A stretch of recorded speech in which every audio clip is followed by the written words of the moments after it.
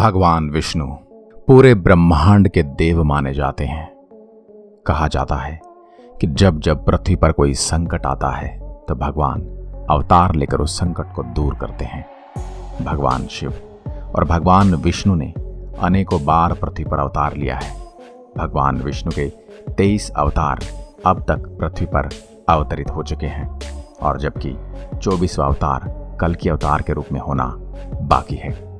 इन 24 अवतार में से 10 अवतार विष्णु जी के मुख्य अवतार माने जाते हैं।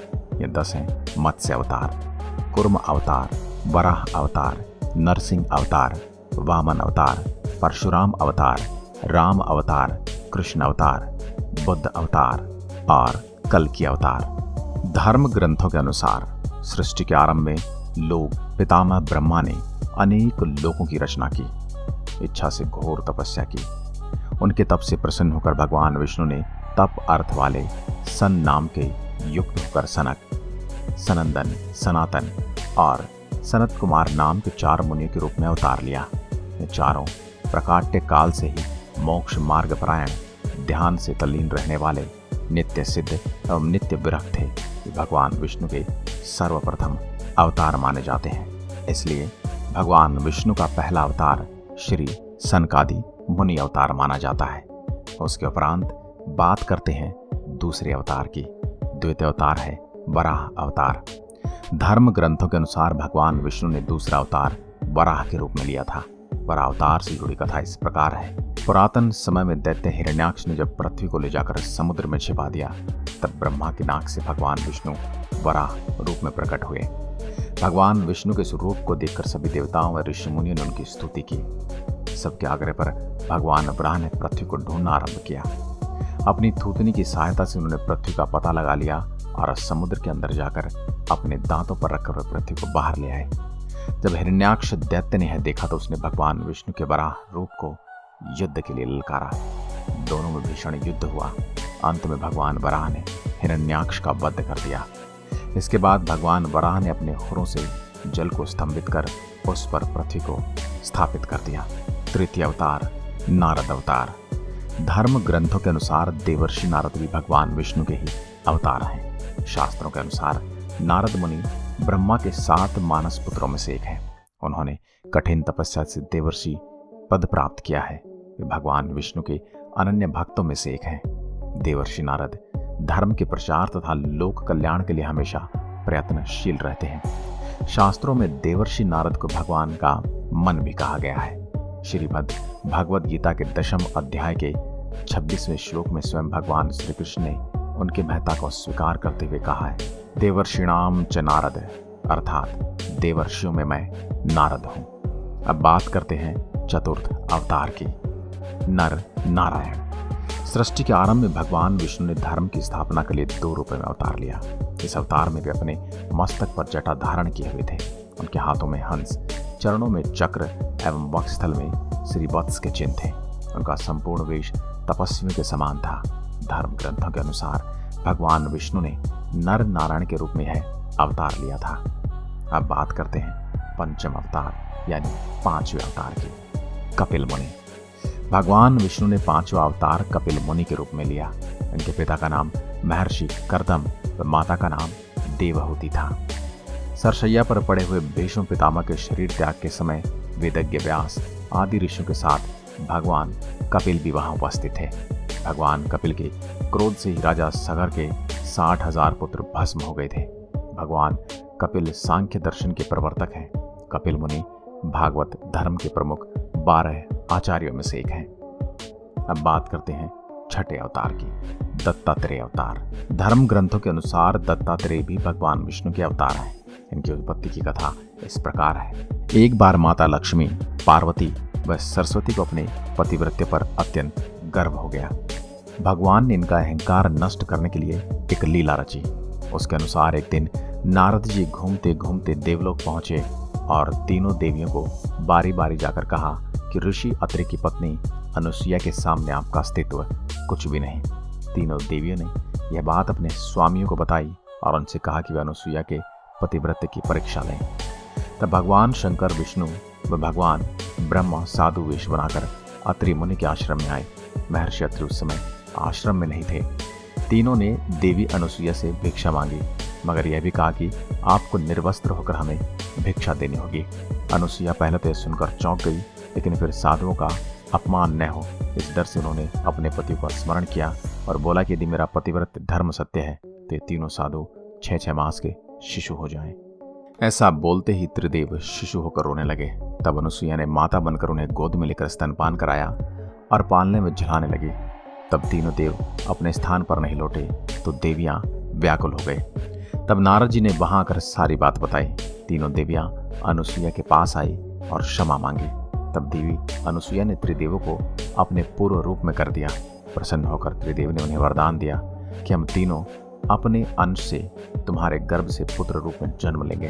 तब ब्रह्मा के अंश से चंद्रमा, शंकर के अंश से दुर्वासा और विष्णु के अंश से दत्तात्रेय का जन्म हुआ। अब बात करते हैं 7वें अवतार की, यज्ञ अवतार। भगवान विष्णु के 7वें अवतार का नाम यज्ञ है। धर्म ग्रंथों के अनुसार भगवान यज्ञ का जन्म स्वयंभू मनवंतर में हुआ था। स्वयंभू मनु की पत्नी शतरूपा के गर्भ से आकुति का जन्म हुआ। विरुचि प्रजापति की पत्नी हुई। इन्हीं आकुति से यहाँ भगवान विष्णु यज्ञ नाम से अवतरित हुए।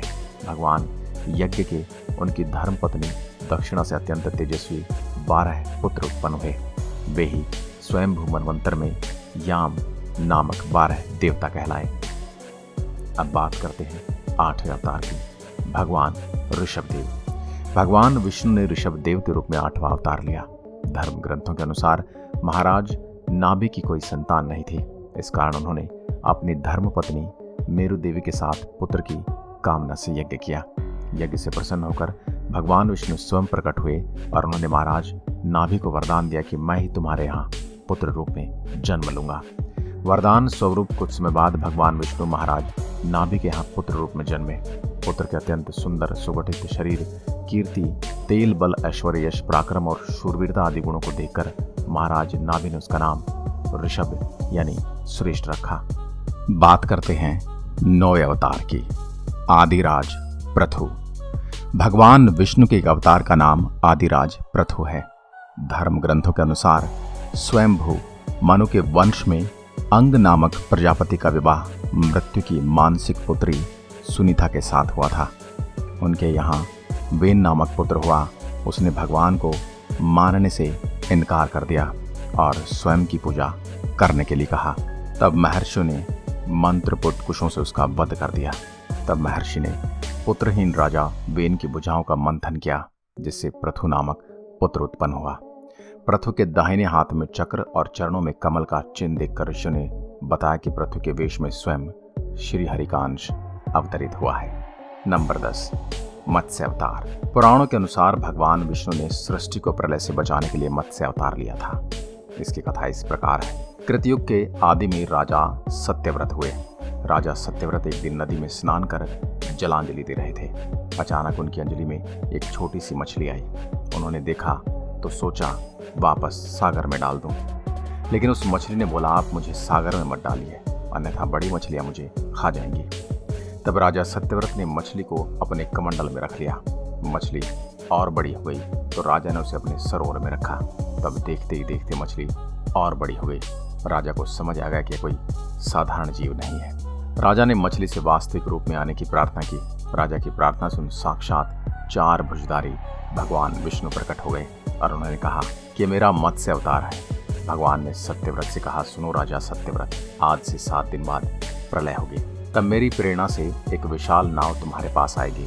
तुम सप्तऋषियों, औषधियों, बीजों और प्राणियों के सूक्ष्म शरीर को लेकर उसमें बैठ जाना। जब तुम्हारी नाव डगमगाने लगेगी तब मैं मत्स्य के रूप में तुम्हारे पास आऊंगा। उस समय तुम वासुकी नाग के द्वारा उस नाव को मुझसे बांध देना। उस समय प्रश्न पूछने पर मैं तुम्हें उत्तर दूंगा, जिससे मेरी महिमा जो परब्रह्म नाम से विख्यात है तुम्हारे हृदय में प्रकट हो जाएगी। तब समय आने पर मत्स्य रूपधारी भगवान विष्णु ने राजा सत्यव्रत को तत्व ज्ञान का उपदेश दिया, जो मत्स्य पुराण नाम से प्रसिद्ध है।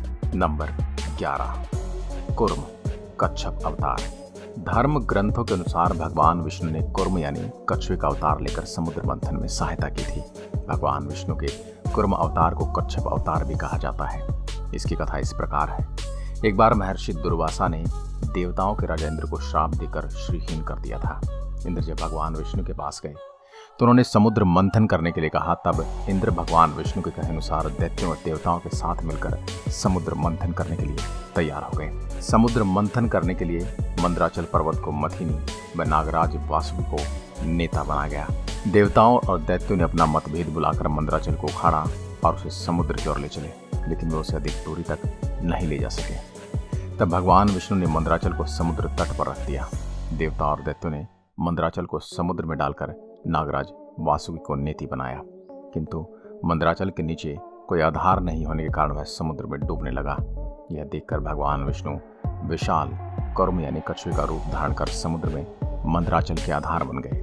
भगवान कुर्म के विशाल पीठ पर मंदराचल तेजी से घूमने लगा और इस प्रकार समुद्र मंथन संपन्न हुआ। अब बात करते हैं 12वें अवतार की, यानी भगवान धन्वंतरी। धर्म ग्रंथों के अनुसार जब देवताओं व दैत्यों ने मिलकर समुद्र मंथन किया तो उसमें से सबसे पहले भयंकर विष निकला, जिसे भगवान शिव ने पी लिया। उसके बाद समुद्र मंथन से उच्चेश्रवा घोड़ा, देवी लक्ष्मी, ऐरावत हाथी, कल्प वृक्ष, अप्सराएं और बहुत से रत्न निकले। सबसे अंत में भगवान धन्वंतरी अमृत कलश लेकर प्रकट हुए। यही धन्वंतरी भगवान विष्णु के अवतार माने गए हैं। इन्हें औषधियों का स्वामी कहा जाता है। अगले 12 अवतारों का वर्णन हम अगली वीडियो में करेंगे। तब तक के लिए नमस्कार, जय हिंद, जय भारत।